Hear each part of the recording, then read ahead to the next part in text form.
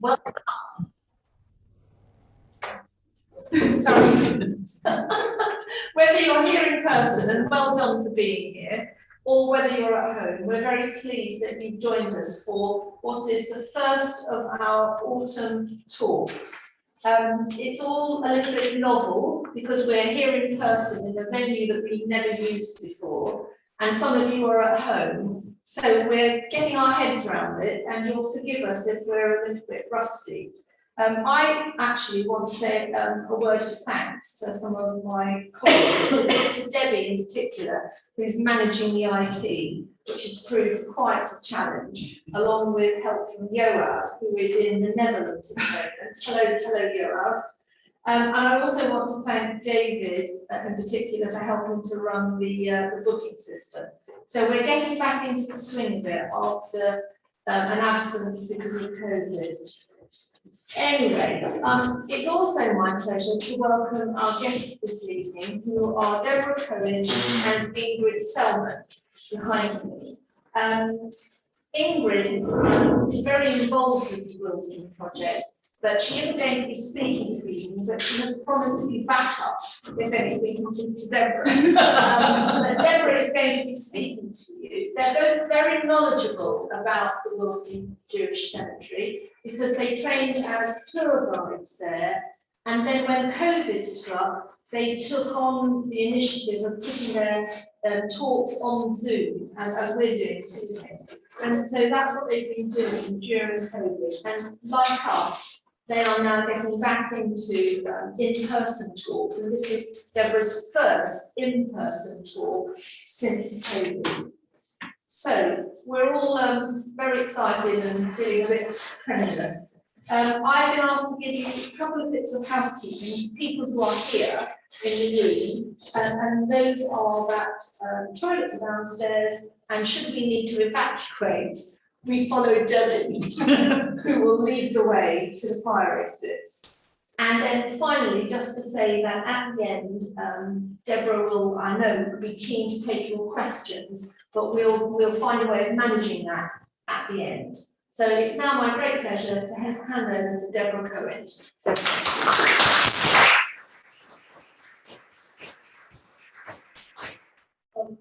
Thank you very much for inviting me this evening.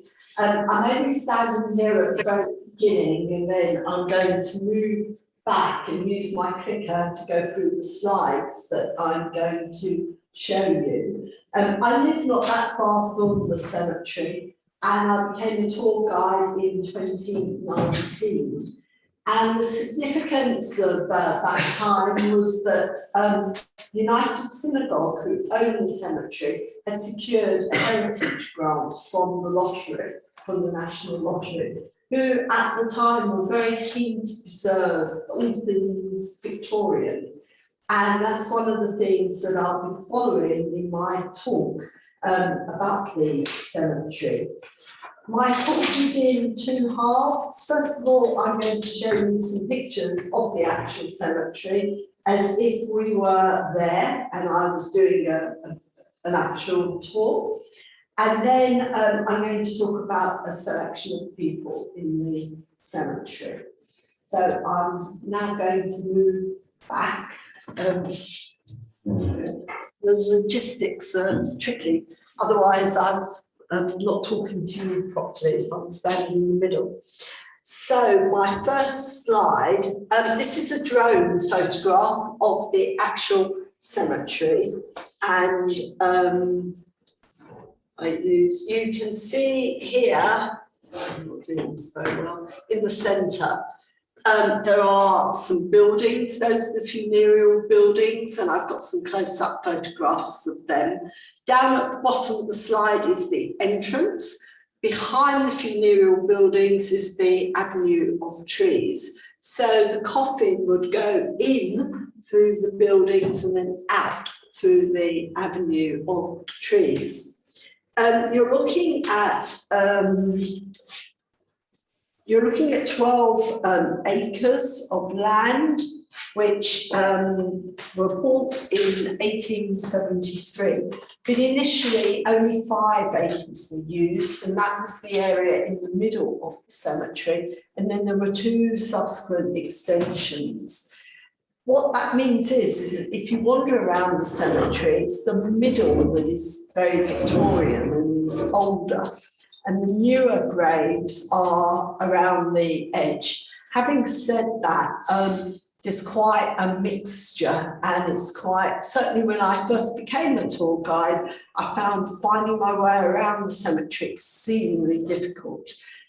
One of the things that the project has done is to pay to have the labelling of the plots much improved. So it is easier than it used to be. As well as tour guides, the cemetery also created a team of volunteer gardeners, because at one time the cemetery had 25 gardeners, because it was, when it was concept when it was open, was that it would be a garden cemetery. The land at the time it was bought, this was a rural area. People who know London will know that Willesden in the 50s, 60s was an exceedingly Jewish area. It was not when this was opened in 1873, it was just fields. And the land was bought, well, some people say All Souls College, Oxford, other people say it's from the church commissioners, not sure. And it was opened by, the cemetery's owned, it was opened by its predecessor, the United Synagogue, which I will say more about. I'll just also say just a very quick word about cemeteries, because this is Victorian, and cemeteries were, very big cemeteries like this were very much Victorian invention. People before the opening of the 7 magnificent London cemeteries, as they were called, in the 1830s, used to be buried in church graveyards and small ward cemeteries. So there are various small ward cemeteries in the East End of London, which were Jewish cemeteries, but the space had run out, basically. There was also a lot of concern about contamination of the water table, because as space ran out, then people were being buried on top of existing graves, which meant they weren't buried as far down. So, as we know, Victorians were very concerned about these things, hence the opening of the cemeteries. And this cemetery is very much a Victorian, in that tradition, Victorian cemetery.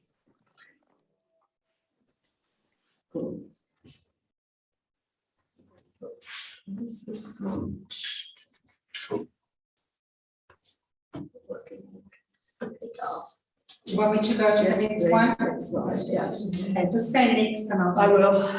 This is an on-the-ground picture of the avenue of trees, which you can see on the drone photograph, and it's on the back side of the funeral hall, which is where the coffins come out. It's beautifully laid out, and on the right-hand side, Chief Rabbi Nathan Marcus Adler, who was the instigator of the purchase of the land and the opening of the cemetery, is buried. Behind him is his son, and on the other side is Reverend Simeon Singer of the Singer's Prayer Book fame, who I will talk about later. This is the front of the funeral buildings. This building on the front is the portico, which was actually added in 1929 to protect mourners from the rain. So it's not Victorian, but it's very much in that style. On the right-hand side, the very small building you can just see is the Tahara building, where bodies would be prepared, washed and prepared for burial. And on the left-hand side is a building for Kohanim, the priests who in Orthodox tradition do not come into contact with dead bodies. This is the other side of the funeral hall.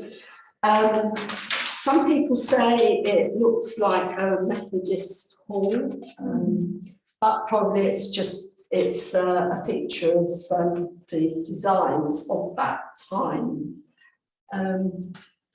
As there's the back door throughout the coffin comes out of. Here's a picture of the inside of the prayer hall. This has all been beautifully restored by the lottery funds. There's a black wooden vaulted roof which has been painted. The whole room has been repainted, the wood restored. And on Sundays, when there are no funerals or stone settings, which is most of the time, and it's open for visitors, they actually play over the tannoy a rendition of Kaddish, which I find a bit odd. It's anyway, and there's the words to Kaddish is on the boards on the wall, which you can't see properly.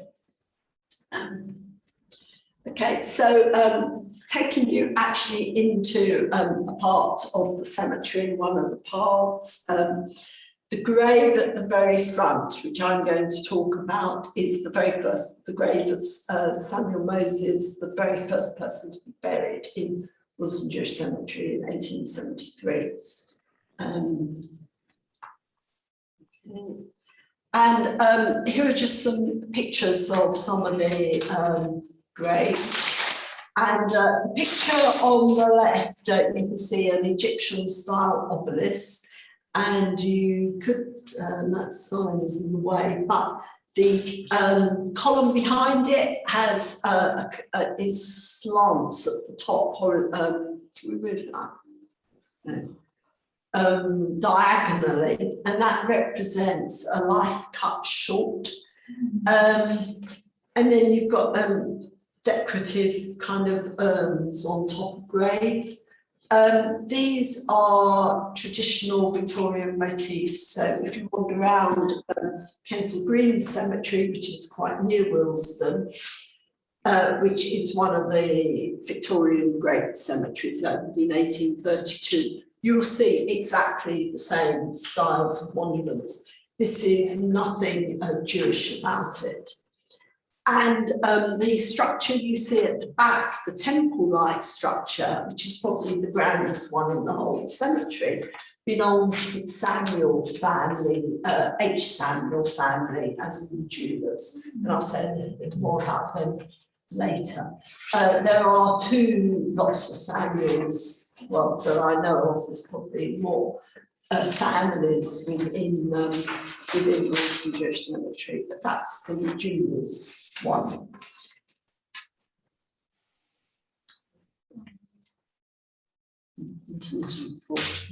Next slide, please. So, these are some symbols on gravestones which are Jewish. You'll probably recognise all of them: the Kabbalat Shabbat, Star David, the Ten Commandments, and then the sign that the Kohanim make on when they bless the congregation on certain festivals. So those graves would be for Kohanim, for men who are Kohens.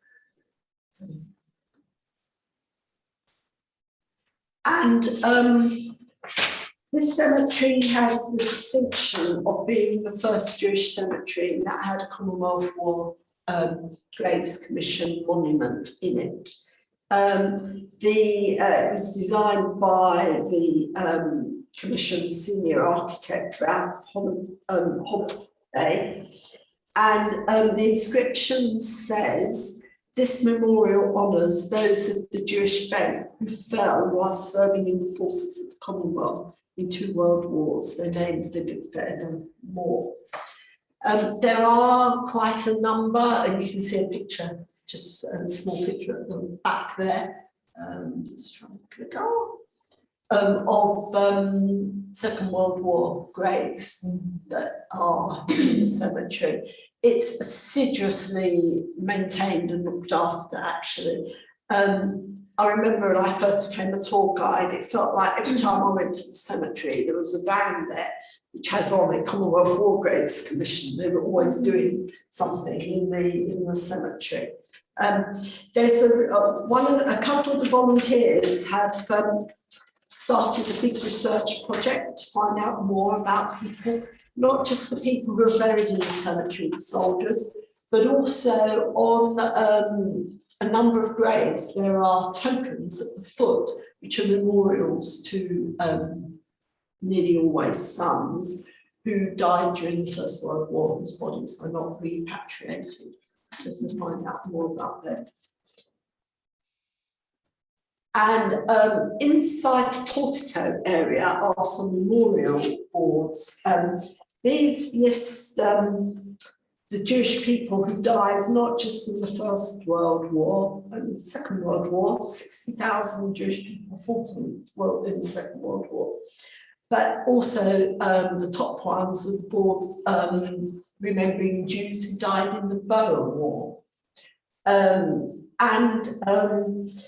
There's a story about them, was that in 1912, replicas were made of these boards. I'm not sure why, and they were hung in Aldershot. I guess it must have been an army connection, maybe.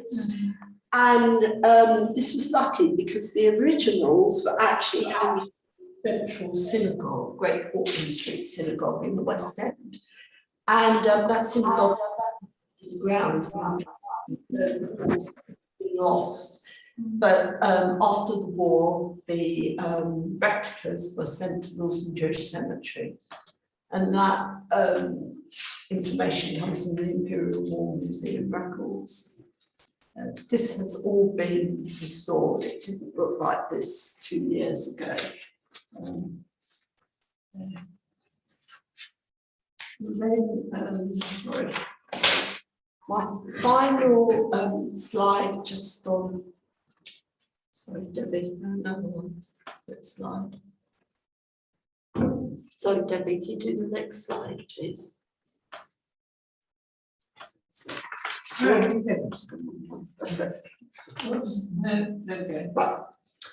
At the very back of the cemetery is a gate which goes through to another Jewish cemetery, which is the Liberal Jewish Cemetery.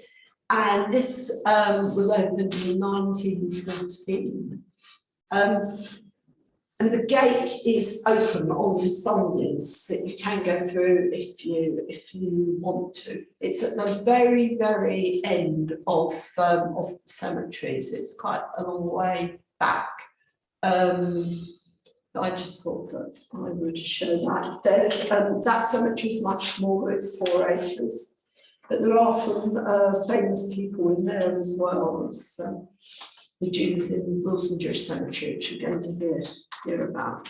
Okay, so that's kind of the end of part one of my talk, and I'm now going to tell you about some of the people who are buried in the cemetery.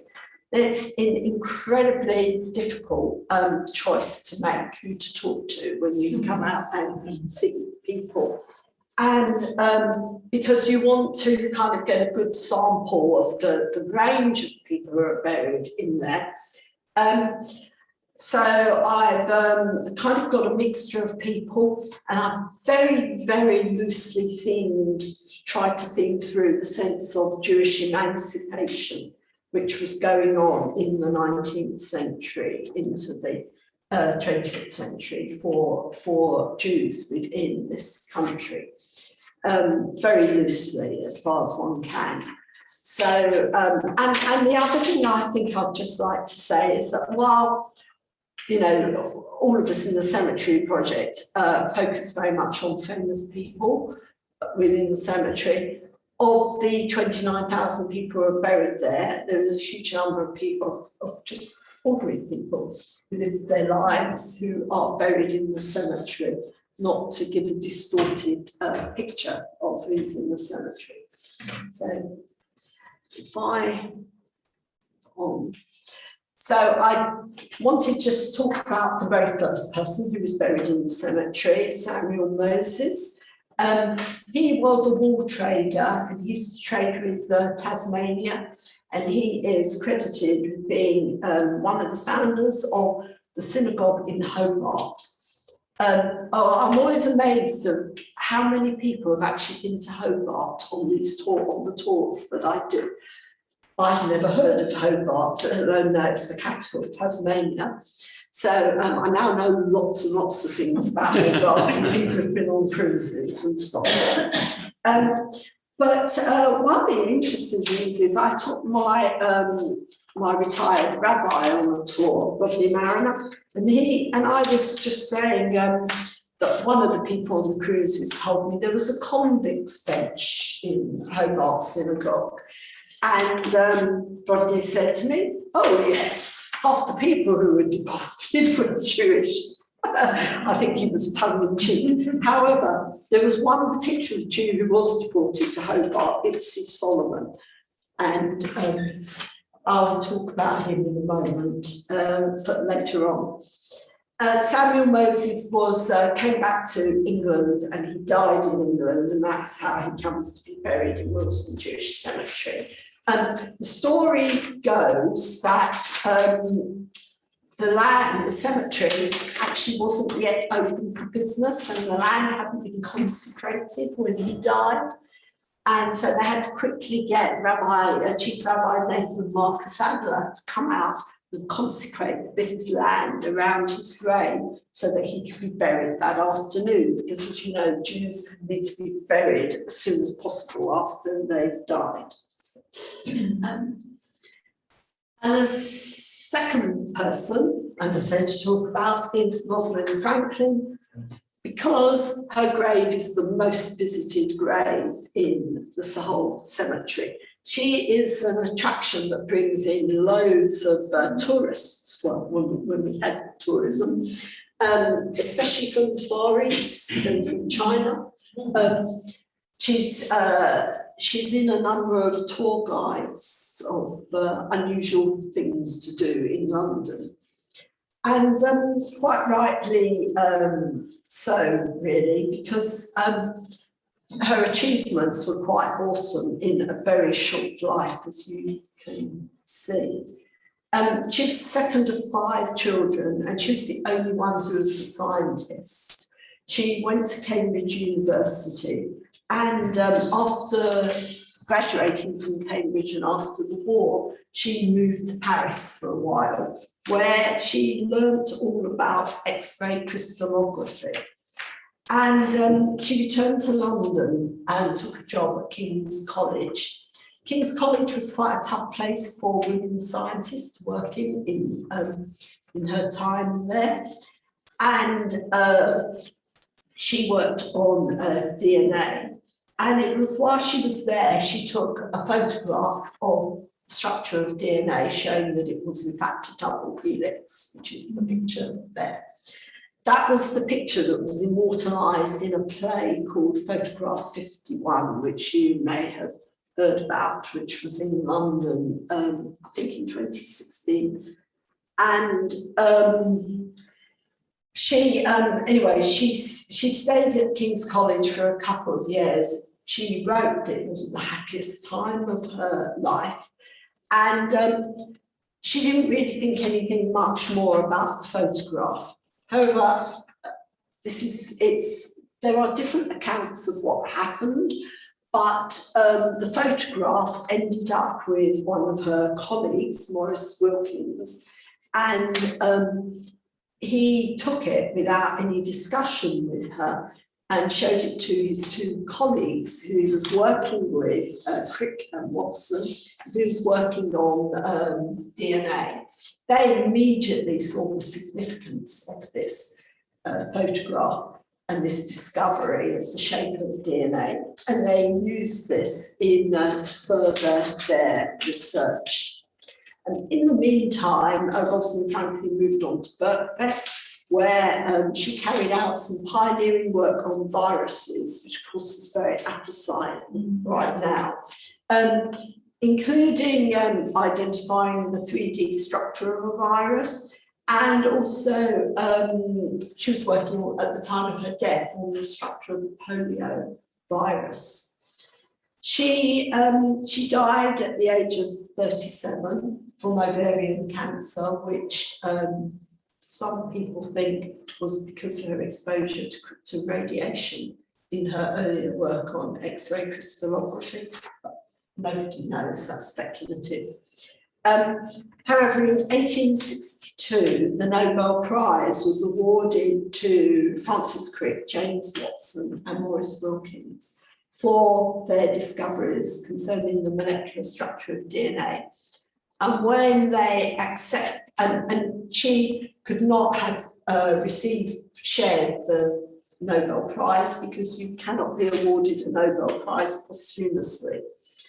So that wasn't an issue. But I think the issue was that they didn't acknowledge her contribution to the discovery of DNA. In fact, one of the three men, James Watson, published a book called The Double Helix, in which he talked about Rosalind Franklin. And that really, I think possibly was what started to actually lift the lid on her achievement in this area. However, I think it's also important to say that 20 years after her death, the colleague that she worked with at Birkbeck College, Aaron Plug, was awarded the Nobel Prize for his work on poliovirus. And when he accepted his prize, he said that had she been alive, she would have been standing next to him for the work that she had put into that. I think it's fair to say her achievements have really been recognised. If you wander down the Strand, King's College has a building named after her. And in fact, there's a local school at the end of my road called the Ark Franklin Academy, which is named after Rosalind Franklin. Her tombstone also is listed by Historic England. And it's getting very dirty because people just keep putting stones covered in stones, really, from visitors.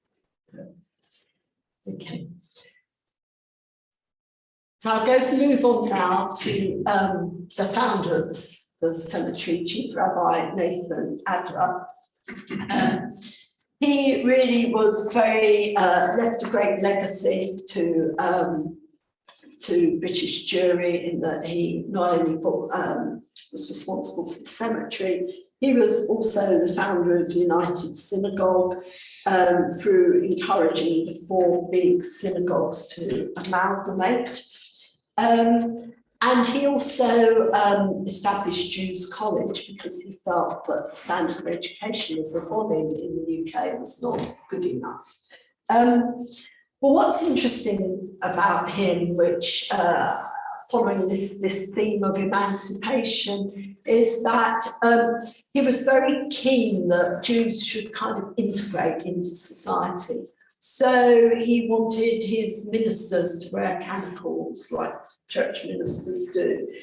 Rabbis were not to be called rabbis, but to be called reverend. So Reverend Simeon Singer was actually a qualified rabbi, but they all called themselves reverend at the request, like non-Jewish ministers. The early facsimiles of the Singer's prayer book look just like the common prayer book of the Church of England.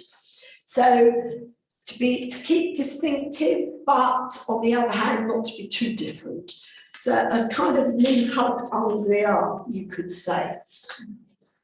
As an individual, though, he was actually born in Hanover, and apparently he spoke with a very strong German accent. And he was very, the story goes, popular with Queen Victoria and Prince Albert. Prince Albert used to like to have somebody to talk to in German. He was exceedingly well educated, not just in Jewish matters, but in secular matters as well. And he left an amazing legacy to Jewry. Towards the end of his life, he fell into ill health, and he was covered for and then succeeded by his son.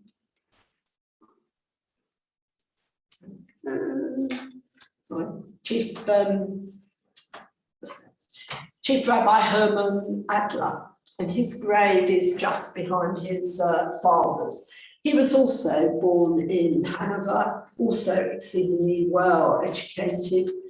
There's an apocryphal story about him, which is that he was having lunch with the British Catholic Cardinal, Herbert Vaughan, and the Cardinal said, "Rabbi, when Dr. Adler, may I have the pleasure of helping you to some ham?"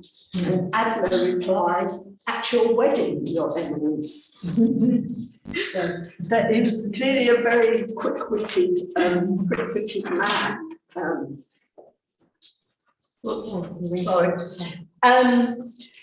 Buried across the way is Reverend Simeon Singer,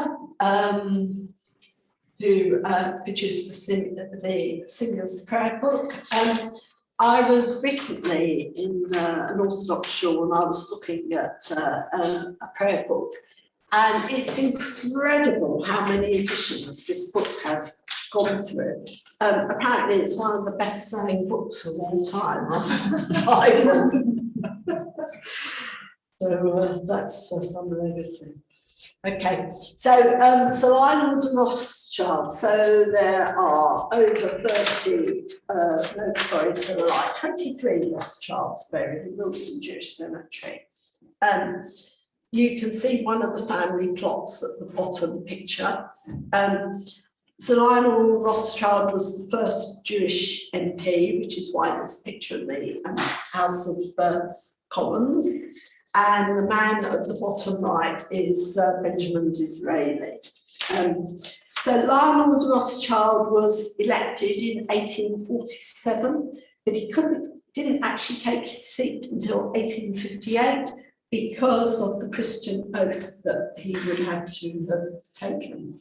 And that was not made more flexible until 1858. And so you can start to see Jews moving more into the institutions of Victorian life. On this slide, so a few other Rothschilds, I'm not going to talk about them all, but his son, Nathan de Rothschild, was the first member of the House of Lords. Having been a Liberal MP for 20 years. So, I'm sorry, I'm moving on because of the time that we've got. Eliza Davis. So this is an unusual story. Her and her husband bought Charles Dickens' house, Tavistock House, which is no longer standing. And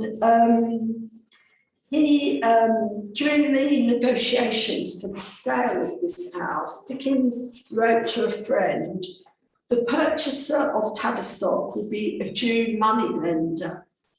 And then, after the completion of the sale, he writes to his friend that he's writing about Mrs. Davis, and he finds her to be a very kind and agreeable woman. And I have never had any money transactions with anyone more promptly, fairly, and considerately conducted than the purchase of Tavistock House has been. Well, I think that's what's called being damned with faint praise, isn't it? But so in following that contact, Eliza Davis decides to write to Dickens to point out to him how objectionable his portrayal of Jews are in Oliver Twist, the character Fagin. Now, Fagin is an anagram for Ganef, which is one thing you'll remember tonight. It's an anagram for Ganef, which is Yiddish for crook, I think. Yeah. And actually, my rabbi, Rodney Mariner, who I mentioned before, told me that the character Fagin was based on the real life Itzy Solomon, who Dickens had been in court. He was a court reporter when Itzy Solomon was sentenced to deportation to Hobart, Tasmania, where he could sit on the public bench. Who knows how true that is. Eliza Davis had wrote 5 times to Dickens. Dickens wrote back 3 times. And somebody published a book in 1918 in which he said that it was because of her persistence that Dickens then wrote subsequently softened his views about Jews and invented a character in Our Mutual Friend. There's a character, Ria, who is a Jew, who is portrayed in a much more favourable light. I haven't read Our Mutual Friend.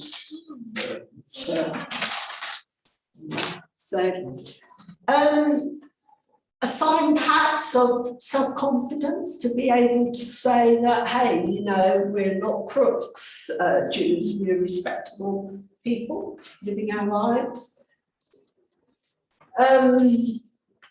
This is really strange, but Sir Julius Vogel, the first Prime Minister of New Zealand, is buried in the cemetery. And the first thing I thought when I read about him was the first, which implies there are more. And he's the first of 3, actually. I mean, it's as surprising as finding out about Hobart, Tasmania, really. But he was a true Victorian, true to Queen and Empire, and had a difficult upbringing as 2 of his 3 siblings died in childhood, and he was brought up by his maternal grandparents.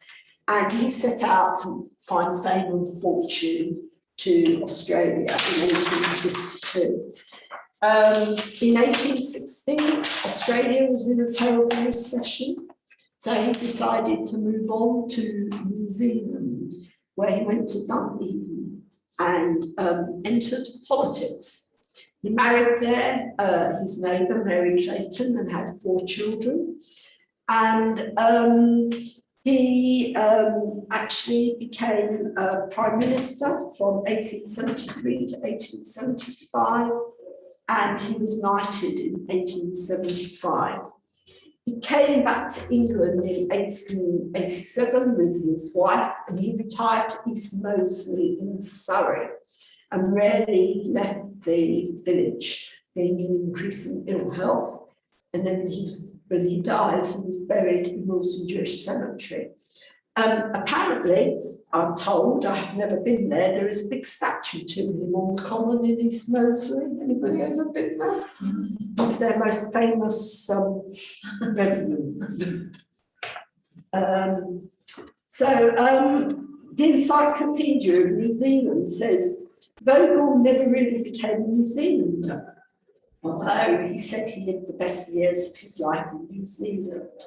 His primary affiliation was neither to England nor to New Zealand, but to the British Empire. Interesting.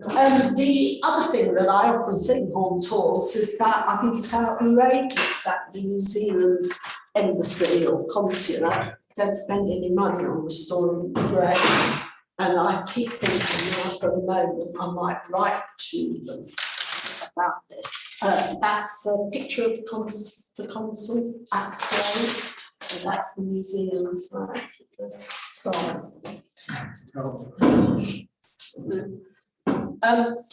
Another politician buried here is Herbert Samuel, hugely controversial person. I'm really careful what I say about him now when I speak about him to audiences.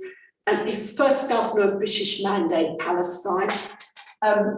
I've always been interested in him because he was a very reflective individual, and he wrote many letters to one of his sons about how worried he was about how he would be perceived in Palestine because he was a Jew, that the Jews would think that he would support them, and the Arabs would think that he would be biased against them because he was Jewish. So, of course, typically he tried to be as even-handed as possible, and he upset everybody. So when you talk to an audience, depending on who you talk to, some people feel that he was really quite traitorous to Jews. There was a white paper in 1923 that limited immigration into Palestine of Jews. But on the other hand, he recognised modern Hebrew as one of the 3 official languages in Mandate Palestine, which upset the Arab population. But he saw his role as being to king, country and empire. He had a very long career as a liberal politician in this country, which is often overlooked. And he was actually the first British politician to deliver a party political broadcast on television in the 1951 election. So one thing I learned, he was a conscientious objector in the war. He was an appeaser in the war. He was a very strong supporter of Neville Chamberlain, which I was told. So this is quite controversial in his own right. I put in a couple of artists, so you can see we've had Mabonin, we've had some tradesmen, some politicians, scientists, artists, 2 here. Solomon J. Solomon, who did a lot of work on camouflage. He produced the stained glass windows that were in Hampstead Synagogue, Dennington Road Synagogue, if you know it. What I like about him is that picture on the right is his daughter Mary on a pony, and that picture hangs in the foyer of the Nightingale, the Hampstead Nightingale Care Home in South London, which my mother-in-law is in at the moment. On respite, and I said to her, "Did you see the painting?" I spoke to her the other day, so I timed her and showed her the picture, and she did. Because he has a long connection. His daughter Mary, when she became elderly and infirm, actually lived in the Nightingale. Her daughter lived in the Nightingale, and it'll be his great-grandson, Patrick, is a GP who works in the Nightingale. And I asked him about him. He's still working there. When the painting was in the Ben-Uri Art Gallery, which you may know, which used to be in Dean Street Synagogue in the West End, when Dean Street closed and the Ben-Uri downsized, a lot of their paintings went into storage.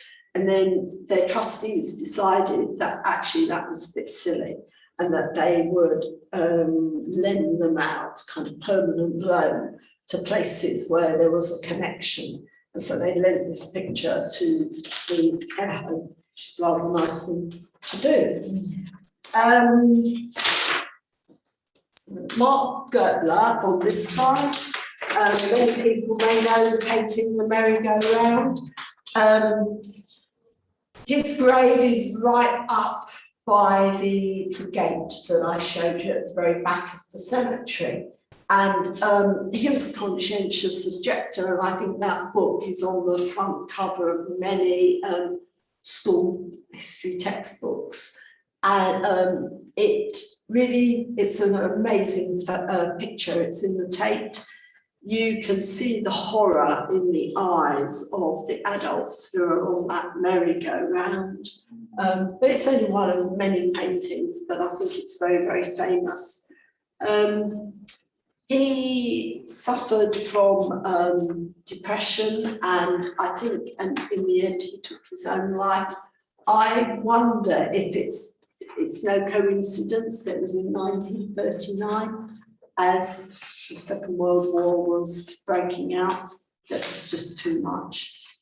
About 3 months ago, I took a short group on a tour, and I don't always go to the back of the cemetery because it is quite a long walk. It depends on kind of who's in the group.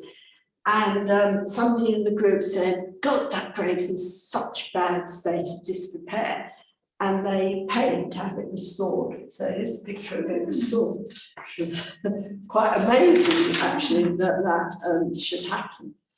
Now, my final people are just some high street giants who are buried in the cemetery.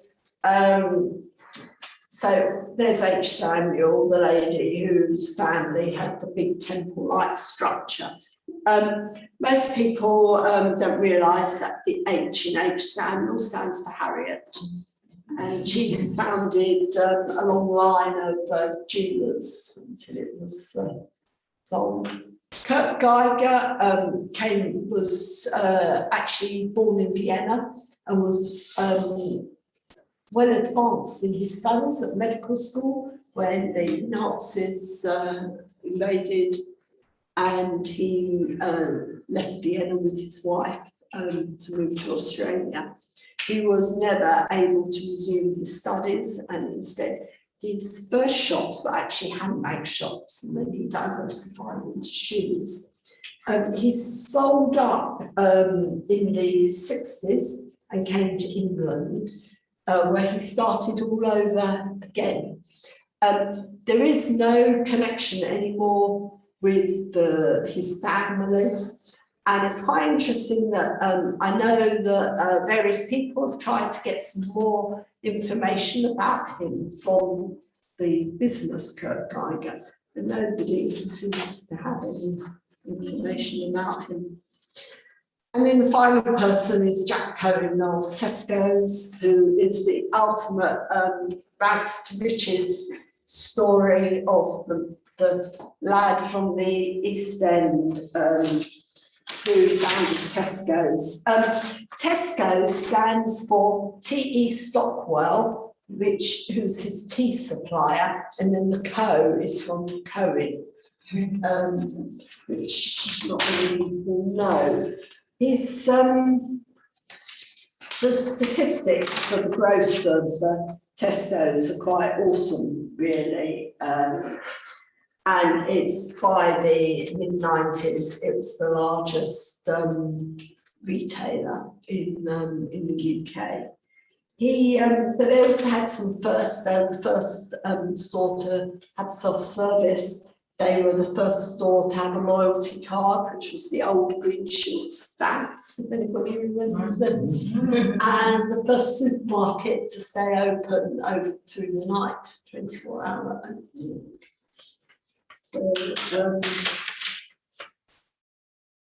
Okay, so my final slide to encourage you to come and visit and sign up for a tour if you are in London. We have tours running every Sunday. This is the new visitors centre. So this is from the Lottery Heritage. A whole frontage has been put on, and the caretaker lives at the back. The whole building has been completely renovated. These are on the right, 2 pictures of the inside. So there's a small exhibition space, and there's like a room, a seminar room in the building as well, and then a small office for 2 administrators. And this is just a photograph of a group of people. I recognise there's that investor. Yes. Yeah. The man in the green is my husband.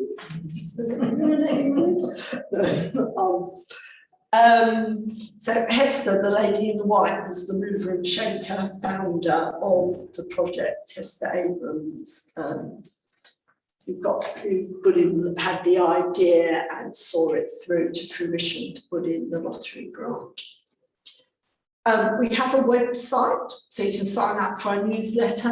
We have lots of online talks about all sorts of things. Sometimes they're in-depth talks about a particular person who is buried there from a historian or specialist.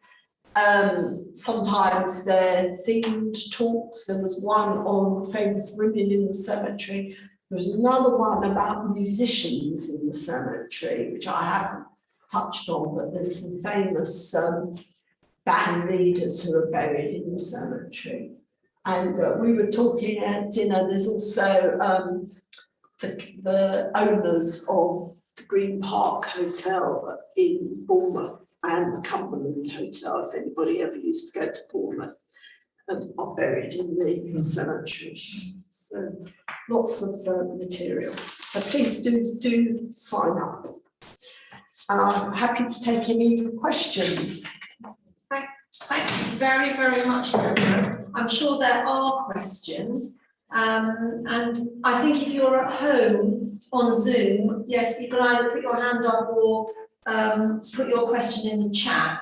I might start by asking people who are with me here, if anybody here has a question for Deborah. Anybody here who'd like to ask anything? Yeah, I asked a question. Thank you, Deborah. It's really interesting. I'm sure there's obviously huge numbers of more people with great interest too. It's fascinating. Are there, I suppose, perhaps a strange question, maybe, I'm just thinking, is there still sort of a lot of room for people to go on being buried, or is it sort of full? No, it's not quite full, but you can't buy a plot there anymore. So there are still burials and stone settlements. Oh, there are. Okay. I think they stopped selling plots about 15 years ago. Okay. Thank you. Charles. David, David, yes. There's a wonderful cemetery in Bristol, Armour's Fair, which is very similar. It's not a Jewish cemetery, but all these big Victorian urns and pillars and things. And very similarly, it's been restored, and there's loads of enthusiastic volunteers in the visitor centre. But they've actually, you can go by yourself, and they have a series of walks with a leaflet on particular themes. Do you have the same thing, or are you developing? We are, we've got boards at various points in the cemetery. You can follow around and you can read up the area that you're in. And there are leaflets. Right. From what you're saying, your talks are on a Sunday, Yes. but people can visit any time and do their own prayer. Or on the Shabbat, but any other time is orientation. Yes, Yoa, did you have your hand up? And if so, do you want to ask your question? I didn't. I was giving the clapping icon to say thank you very much. But it was very, very interesting, particularly the stuff you said about Rosalind Franklin and the fact she's a icon of various people visiting on the tourist trail. That's really interesting to know that. Malcolm, are you asking a question or are you clapping? I'm just thanking you. I'm clapping. Okay. Is there anybody else on Zoom who'd like to ask a question?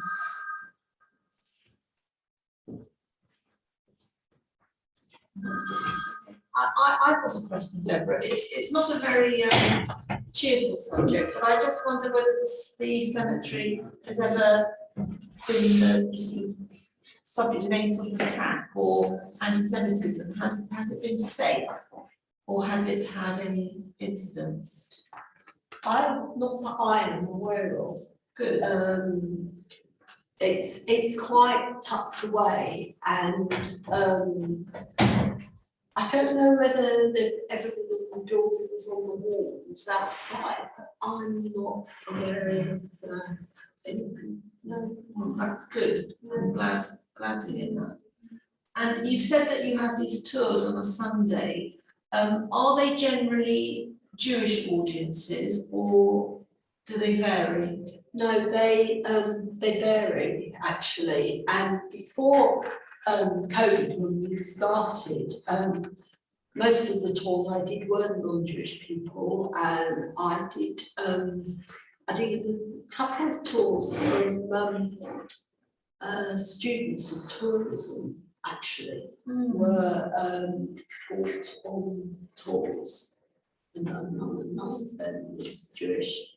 My talk is slightly different when it's a non-Jewish audience, because I tend to talk a little bit about Jewish prayer and burial ritual, which I don't do if I've got a Jewish audience, and I probably don't talk so much about Rabbonim, because that's less interest. What's interesting as well last year was this is situated in the London Borough of Brent, and it was Brent's Year of Culture, it was the designated council Year of Culture, which of course was completely ruined by COVID. But the library service asked if we would do some talks for them, and I don't know, did they go out to schools at all? I'm not sure. I think they did. Yeah. And the council's very keen that Willesden Jewish Cemetery is one of the attractions in the London Borough of Brent. That's good, so they're supportive of this present and of this success. Yeah. Yeah. Anybody else? Yes. Yes. Yeah, hello, thanks for the talk, jolly good. Is there a network are you in connection with other Jewish cemeteries? Is there a sort of general movement or sort of a network you could sort of feed in or get ideas? No, it's a really good question, and there are other old Jewish cemeteries. Actually, before I came, I thought, oh, somebody's about to ask me about Bristol Jewish cemeteries, because there are some old cemeteries Jewish cemeteries in Bristol. And there's the Montague Road Federation Cemetery in Edmonton in North London, which is nearly as old as this one. But no, there's no network at all. This is the brilliance of the conception, that I don't think Jewish people had ever really thought of cemeteries as being places of historic interest. And I think in the last few years, and COVID has definitely fueled this interest, people have have seen cemeteries as a really good place to walk. They're very peaceful, they're very quiet. Yeah. So I think I think interest generally. It's not just Jewish cemeteries. As I say, similarly this one on the Stale, I mean, it's completely neglected, and it's now. And they're often very green. They're often very green. And it's brilliant because, I mean, the actual tendency, isn't it, is that certainly after 2 generations, people forget about the graves, and here they are, they're coming back to life and having a useful purpose. So it's a double win-win, isn't it? It is. And the wildlife and wildflowers. Yeah. So what kind of Talking about this, it's not really a question, but a couple of years ago, I did the March of the Living in Poland, and they took us as part of that program. They took us to the Warsaw Jewish Cemetery. And it's interesting because obviously the Jewish community isn't the same size anymore, and in terms of historical information, it's so rich. It really shows what the Jewish community was there. So it's really important to keep these places, in a way that you can go back and have a look. There's the one in Prague as well, isn't there? There's I went to the old Jewish cemetery, it's the only Jewish cemetery in Sarajevo, and they claim that's the oldest Jewish cemetery in Europe. I couldn't comment whether that's true or not, but that's what they said. But it's incorporated on all the trips, the things that they take, that you can go and see in Sarajevo. It's part of the tourist trail. It's quite interesting. The question here, I'm interested to know who is buried today in Willesden, as my parents were buried in Bushey Cemetery because of the United Synagogue membership. That's your hub. Yeah, so it is still people who are members of United Synagogue, and if you wanted to, you could just choose to buy a plot at Willesden Jewish Cemetery. It's not famous people, it's anybody who, while they were still selling plots, chose to be buried at Willesden Jewish Cemetery.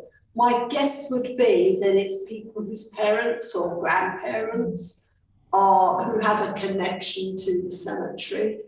I went to a funeral just before lockdown, so in 2018, and that was somebody whose parents are buried in the cemetery, but he wasn't a famous person.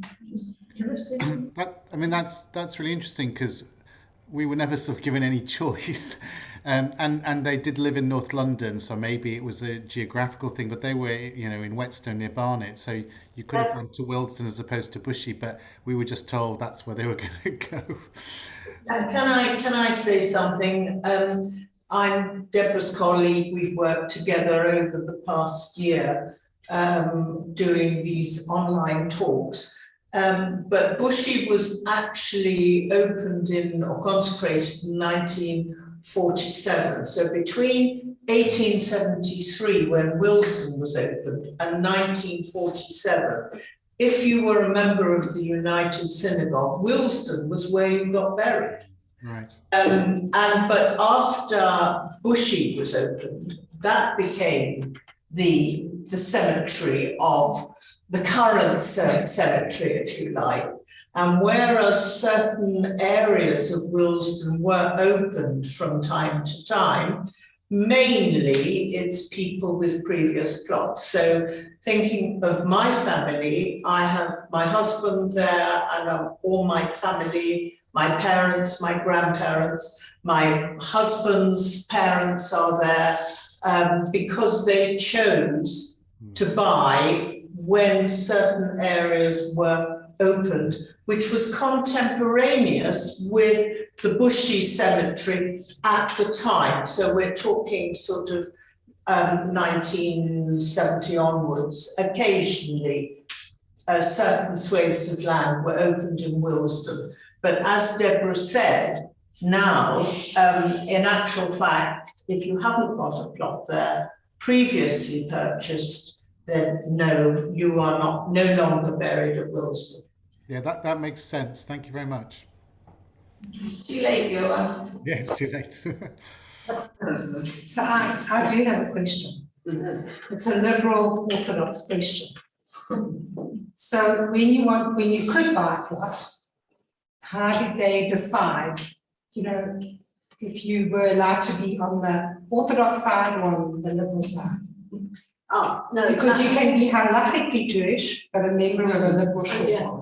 It's so normally with synagogue membership goes membership of a burial society. Okay. So if you're a member of the United Synagogue, you're in the United Synagogue Burial Society. And if you're a member of a liberal synagogue, you're in the Liberal Synagogue Burial Society. It's a big part of London synagogue membership, isn't it? Yeah. We don't have it in Bristol. No, it's really, I think it's a British thing. They certainly don't work like that in America. Yeah. Yeah. Well, actually, I speak under Britain. Different cities in South Africa work differently. Cape Town is one cemetery. So, sorry, can I pinpoint what you just said, David?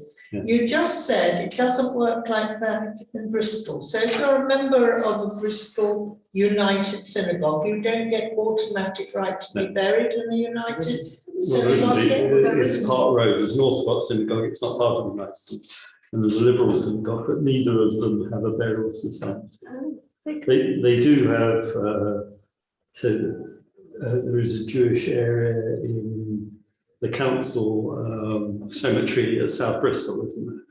And there is, and Park Road does have one. Interestingly, at the same place where the Woodland Memorial Cemetery, they've got their own separate bit. No. Canford Park, I think, Scott, is that the one you meant, David? Canford Park's got a little section which is a Jewish section. But again, I think Canford is basically full now. Yeah, so the South Bristol Cemetery has an area, doesn't it? But you're right, Orthodox. But as far as I know, the Orthodox synagogue, certainly I belong to a liberal synagogue. We don't have a burial society. I don't think the Orthodox. And from what I don't want to get into the politics, but it sounds like it leads to complications. So my sister, her local liberal synagogue has moved, and she's got a reformed synagogue next door. So I said, well, why don't you join that instead? She said, oh, no, I can't, because as a burial society that, once you're tied in with the liberals, if you want to be buried. So Is that is too true. Yeah. And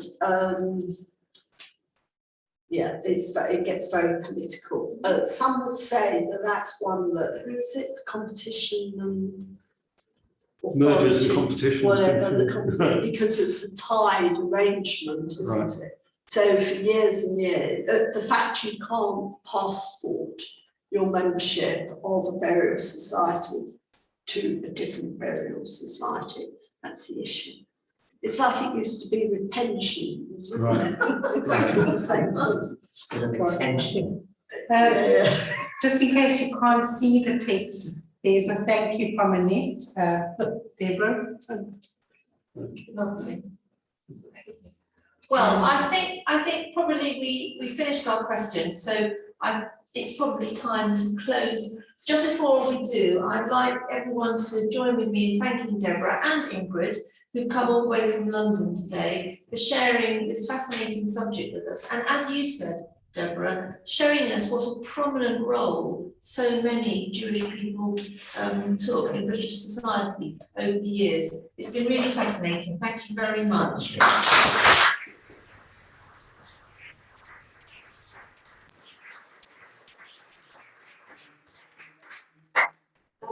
And David is now going to mention the next meeting. Oh, you've glad me in it, because I get the leaflet out.